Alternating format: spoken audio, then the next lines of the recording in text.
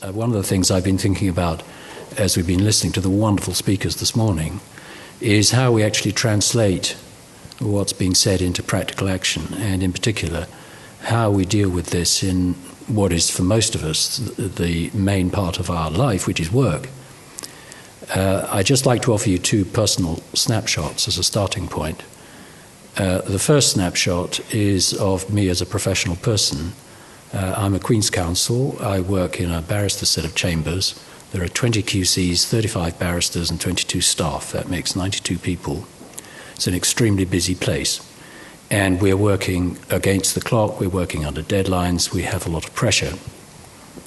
And you would think that there wasn't a lot of time for reflection in an environment like that, and in a sense that's true. But the question that interests me is how it's possible to do something like that and exhibit the sort of qualities that have been spoken of so wonderfully this morning, particularly compassion, obviously, which is the main subject. So that question has interested me, and I just wanted to give you a second snapshot, and it's brief. In 2001, when 9/11 happened, I frankly became quite a disillusioned person. I found that really shocking, and particularly because I'd been standing on the top of one of those buildings with my own family only a few weeks before it happened.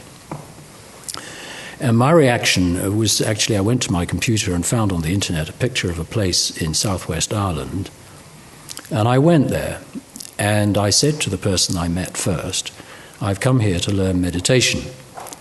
And he said, "Well, you've come to the right place." And I said, "Well, what shall I do?" And he said, "Well, what I think you should do is go into that room down there where there are big picture windows and look at the ocean."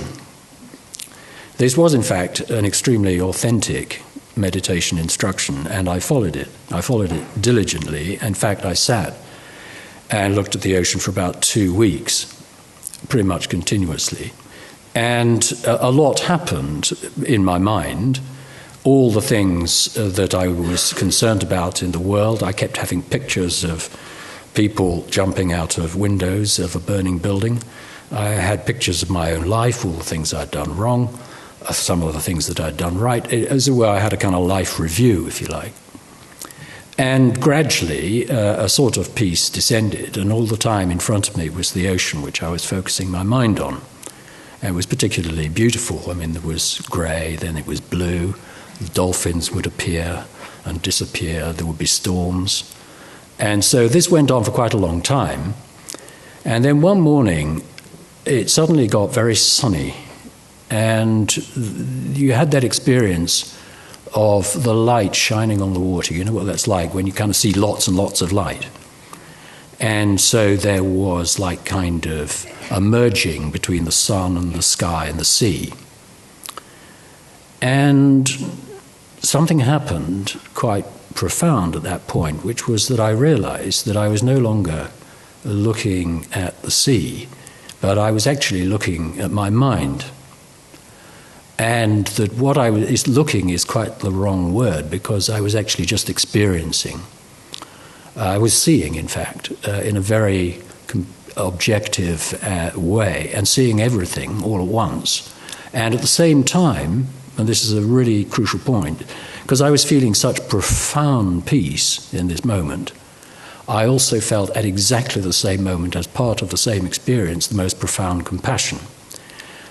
Why is that? Because if you experience profound peace, you at the same time recognize that every other state is suffering, and that automatically makes you experience compassion. This is quite an important point. So I had that experience, and of course it was extremely inspiring, but of course it didn't last. So that was just a glimpse, but you do need a glimpse. And I just would like to just make the point that bad things lead to good things. It stemmed from 9/11, which was a violent, horrific act.